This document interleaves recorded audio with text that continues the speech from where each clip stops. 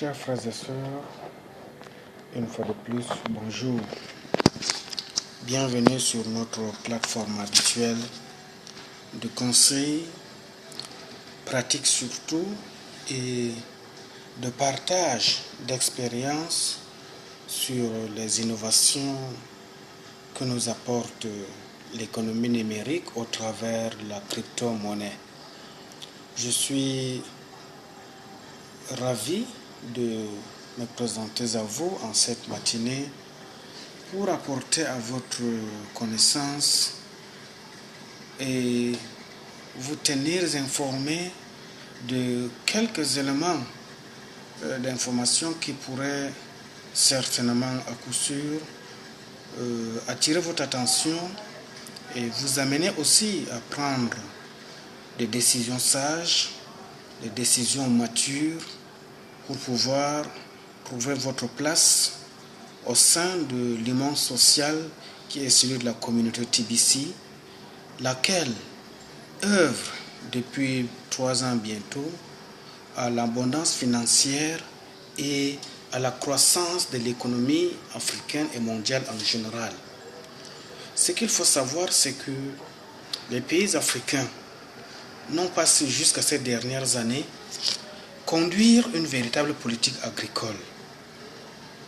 Les politiques agricoles mises en place ont même plutôt tendance à pénaliser les producteurs en ne leur donnant pas de véritables incitations, lequel qui doit être une source d'économie ou bien une source d'abondance financière, dans la moindre mesure, être même le levier de croissance qui doit améliorer le besoin alimentaire. Le grand réveil de l'Afrique doit aussi être un réveil agricole pour pouvoir résorber le besoin agricole.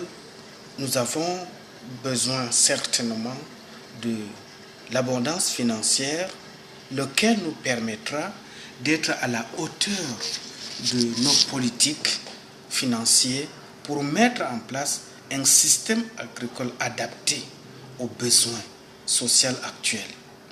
Mais, comme pour tous et surtout les secteurs d'activité, il existe en Afrique de très grandes disparités entre les 54 pays que compte le continent lorsqu'il est question de malnutrition ou de famine, d'autosuffisance alimentaire. La malnutrition et les famines sont en lien avec la pauvreté, les conflits, les contraintes environnementales en général. C'est pourquoi, pour une Afrique nouvelle qui est en train de s'écrire, tout va se jouer pour ce continent dans les prochaines années avec ce grand basculement historique dont la formidable accélération est en train d'étonner le monde. Qu'est-ce qui fait étonner le monde?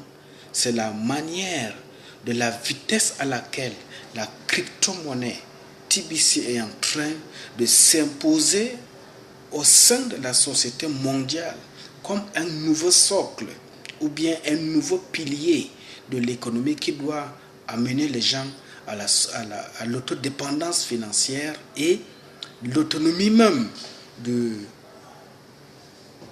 la monnaie en général. L'Afrique compte aujourd'hui 1 milliard d'habitants. D'ici 2050, nous serons, ou bien l'Afrique comptera 2 milliards 500 millions de personnes. Et à la fin du siècle, qui est déjà en train d'amorcer un grand virage, l'Afrique à elle seule comptera 4 milliards 500 millions de personnes, dont 750 millions de francophones. Un marché gigantesque s'offre ainsi aux entreprises. Parce que pour prendre en charge ne serait-ce que les 750 millions de francophones, il faut mettre en place un système agricole adéquat, capable de pouvoir produire l'abondance des produits agricoles pour nourrir ces 750 millions de personnes dans la sphère géographique francophone. Vous comprendrez qu'il faut véritablement un mécanisme qui doit sous-tendre comme un levier pour pouvoir booster la croissance économique et accorder ainsi à l'Afrique une main-d'œuvre abondante qui est d'ores déjà disponible. Et là, avec la nécessité pour l'Afrique d'élever le niveau de qualification, de développer des filières porteuses, de créer une industrie de transformation afin d'exporter des produits à forte valeur ajoutée. Au dynamisme des entrepreneurs doit s'ajouter aussi, dès à présent d'ailleurs, la qualité de la politique publique. Aujourd'hui, la téléphonie mobile s'invente en Afrique. Les services bancaires sont appelés à se développer. Le taux de bancarisation étant encore très faible, il y a lieu de pouvoir mettre en place un système qui doit capitaliser tous les acquis et permettre à l'Africain de dépendre de ses propres ressources et pouvoir amener même les objectivités à pouvoir transformer ces ressources localement. C'est pourquoi l'Ivoirien Gabriel Fall, qui est le président d'administration de la Bourse régionale des valeurs mobilières, affirmait il y a cela quelques mois qu'aujourd'hui, l'Afrique a développé suffisamment de compétences pour pouvoir compter sur elle-même. Et je suis d'avis avec ce grand homme parce que lorsque on essaye de jeter un regard rétrospectif sur nos ressources en matière hydrographique, nous avons un bassin hydraulique qui est très enviable sur la surface du globe terrestre. Sur le plan de la fertilité du sol, le sol africain est encore fertile, capable de produire toutes sortes de cultures agricoles, capable d'expérimenter n'importe quel produit agricole surtout. Et qu'est-ce qui pose aujourd'hui problème? La difficulté de l'Afrique se pose au niveau du politique. Et pour ce fait, il y a lieu de renforcer le plan de partenariat public-privé pour que le public puisse comprendre combien est important le secteur privé qui doit être pour lui une source palliative sur laquelle il peut s'appuyer pour résoudre un certain nombre de choses. Lorsque on essaie d'analyser profondément, nous allons tout de suite nous rendre compte que pour le bien-être social, il n'est pas d'une obligation que tout le monde travaille à la fonction publique. Même dans le privé, chacun peut trouver son compte. Et c'est pourquoi il va falloir renforcer la coopération publique-privée pour pouvoir booster la croissance économique et apporter une solution définitive à notre continent dans le processus de la lutte contre la pauvreté. C'est pourquoi il est difficile de dissocier progrès économique et progrès en matière de gouvernance politique. L'application des principes de bonne gouvernance est une nécessité sur le chemin de l'émergence avec comme objectif l'ambition de servir le bien public. L'Union africaine, dans sa façon de s'imposer comme un mécanisme directeur de bonne gouvernance, cherche à imposer un fonctionnement institutionnel régulier. Les populations sont désormais connectées au reste du monde. Les jeunes générations ont soif de consommation et de démocratie. La maturité politique gagne du terrain afin de pallier l'étroitesse des marchés locaux, des coopérations régionales comme en Afrique de l'Ouest, par exemple, se mettre en place le réveil de l'Afrique est une réalité.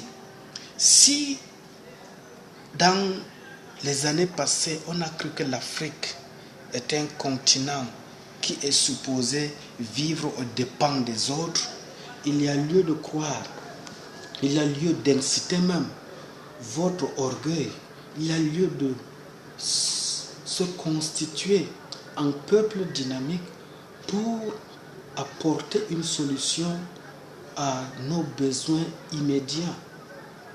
Nous sommes un peuple africain que nous sommes, nous devons être fiers de ce que nous sommes parce que la nature nous a dotés de toutes les ressources naturelles qui peuvent nous permettre de vivre et de manière très décente. Mais alors, comme nous avons connu un retard en termes de développement des infrastructures, comme nous avons été longtemps sous le diktat de l'économie mondiale à travers la monnaie fiduciaire que nous utilisons depuis des siècles, maintenant, il y a lieu de compter sur nous-mêmes. Comment est-ce que nous pouvons compter sur nous-mêmes et dépendre de nos propres ressources?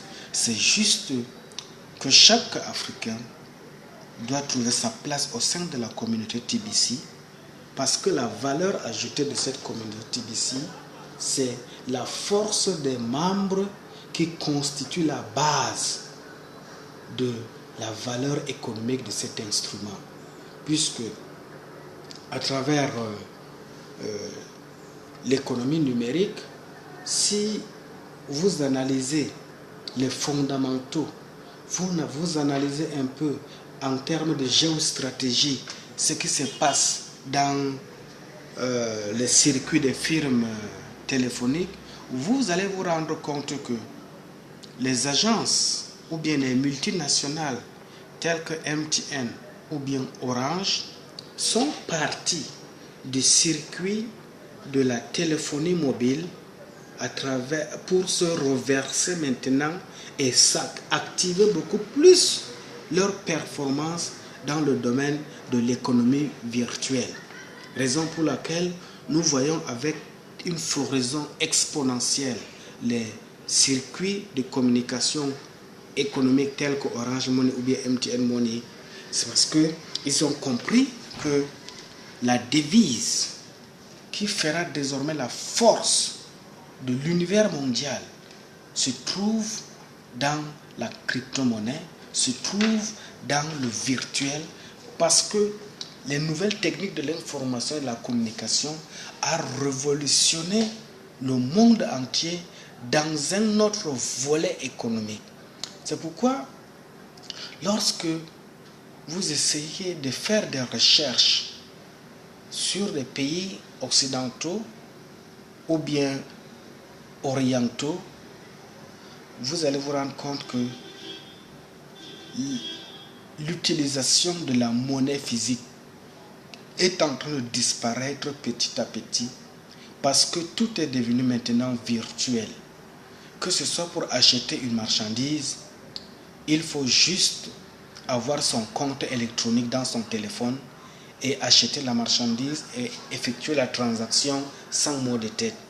Même dans le traitement des besoins parapublics, dans les grandes entreprises, les passations de marchés publics et bien d'autres services sociaux de base se passent désormais en ligne et sur le plan virtuel. Pourquoi est-ce que cela est devenu un acquis incontournable? Parce que d'un, cela limite la fuite des capitaux. De deux, cela limite la corruption. Et de trois, c'est que cela constitue même une sécurité de bourse. Parce que, je prends un cas simple qui nous est même beaucoup familier et plus proche. Quand dans ton téléphone, tu as ton compte Orange Money, tu peux avoir 10 millions dans ton compte Orange Money. C'est toi seul qui connais ce qui est dans ton compte. Et lorsque tu veux payer ta facture d'électricité, ou bien tu veux payer ta facture d'eau, ou bien acheter un bien de service que tu as découvert dans une boutique en ligne, il suffit que tu calcules le montant à débourser pour payer ta facture ou bien acheter la marchandise sous-évoquée et tu transfères le montant en question chez ton partenaire vis-à-vis et lui aussi il t'expédie ta marchandise ou bien il valide simplement le pourcentage bonifié du besoin social ou bien économique. Vous comprendrez que avec l'économie virtuelle ou bien l'économie numérique en général, il y a une valeur ajoutée qui s'impose, qui est celle même de la sécurité de ton argent. Personne ne peut venir dans ton téléphone voler ton compte Orange Money. Et même si tu fais l'objet d'une agression, tu n'es pas obligé de donner le numéro de ton compte. Donc, c'est une autre forme de sécurité. C'est pourquoi je vous invite à faire vos propres recherches sur la crypto-monnaie et surtout TBC. Et si vous êtes convaincu de ce que cela représente, inscrivez-vous, trouvez votre bonheur au sein de cette communauté et ensemble, nous allons réaliser des projets, surtout même les projets qui rêvent, qui figurent en bonne place dans nos rêves les plus fous. Dans la vie, si tu ne rêves pas grand, c'est difficile de s'en sortir. Et pour rêver grand, il faut être un stratège. Et qui suppose être stratège doit aussi être celui qui saisit les opportunités dès qu'elles se présentent à lui. Aujourd'hui, beaucoup croient que la crypto-monnaie est une forme d'arnaque. Mais ils seront étonnés dans quelques années lorsque cette crypto-monnaie va se substituer aux monnaies locales que nous utilisons et sa valeur sera quintuplée au-delà de ce que nous connaissons aujourd'hui. Ils vont chercher à trouver leur place, mais il sera trop tard. C'est pourquoi, pendant qu'il fait encore jour, trouve ta place sous le soleil et constitue une base de données qui te permettra d'être une source de bénédiction pour ta génération. Que Dieu te bénisse.